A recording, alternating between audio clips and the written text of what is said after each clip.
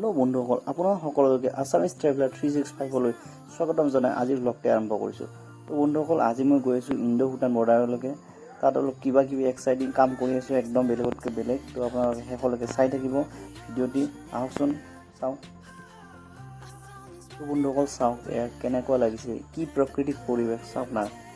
দুইফালে ৰাস্তাৰ সেউজীয়া আৰু সেউজীয়া।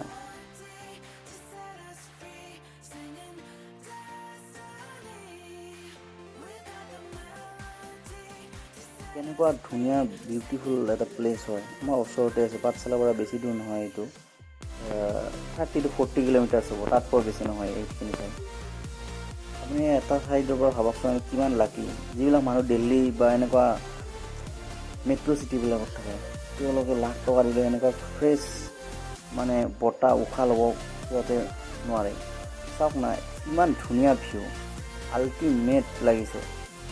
আৰু ইয়াৰ যিটো এয়াৰ না, বতাহটো তামাম লাগে একদম। আপোনাক এবাৰ আহিব, এতিয়া মানে প্ৰদূষণৰ মানে কোনো সেয়ে নাই, প্ৰদূষণৰ শব্দটো ইয়াত নাখাতেই, ইমান মজা লাগিছে। আৰু ইয়াৰ মানুহবিলাক যিবিলাক আছে ইয়াতে, সেইকাৰণে সিহঁতৰ ইমান বেমাৰ আজাৰ নহয়, আপোনালোকে চাব পাৰে।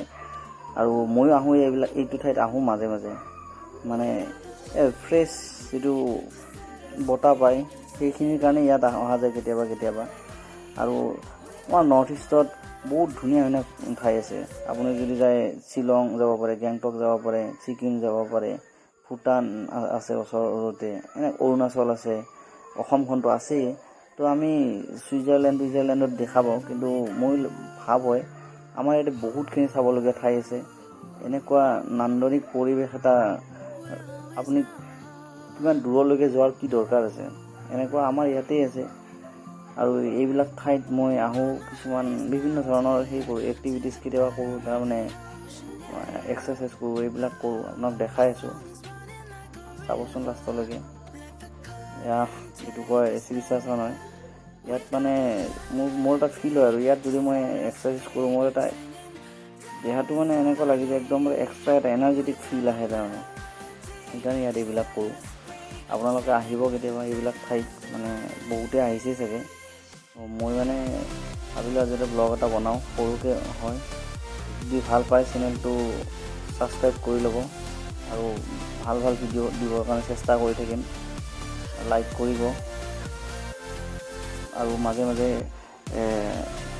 এনেকুৱাকৈ আহি থাকিম, বেলেগ বেলেগ ঠাইত গৈ থাকিম, আপোনালোকক দেখাম। তো আপোনালোকে লগত থাকিব, ছাপোৰ্ট কৰিব আৰু লাইক কৰিব। লাইক কৰিলে এটা উৎসাহ আহে, মানে আমি মটিভেশ্যন পাওঁ। আৰু মই চেষ্টা কৰি যাম কিমানখিনি আপোনালোকক দিব পাৰোঁ। তো জাষ্ট এয়া আৰম্ভণি কৰিছোঁ মই। এইবিলাক মানে মোৰ এইটো বেছি দিন হোৱা নাই মই আৰম্ভ কৰা ব্লগিং, মানে ব্লগ বনোৱা বিশেষকৈ কৈছোঁ। তো অনাগত দিনত ভাল ভাল ব্লগ দিবৰ কাৰণে চেষ্টা কৰিম। তো আপোনালোকে মোৰ লগত থাকিব, আৰু এইবিলাক এক্সাৰচাইজবিলাক কেনেকুৱা পাইছে সেইটো জনাব। আৰু এনেকুৱা আসন যদি শিকিব মন আছে কোনোবাই, তো মোৰ মেইল আইডিটো মই দি দিম ডিছক্ৰিপশ্যন বক্সতো। তো আপোনালোকে তাত মেইল কৰিব পাৰে।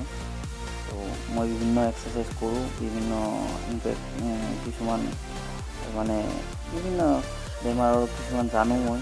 তো আপোনালোকক যদি বিচাৰে কোনোবাই শিকিবৰ কাৰণে, তো মোক জনাব পাৰে। তো ইমানখিনি আজিলৈ, ইমানখিনিয়ে আৰু আপোনালোকক দেখাইছোঁ। আৰু পিছলৈকে আৰু ভাল ভাল ভিডিঅ' দি যাম বুলি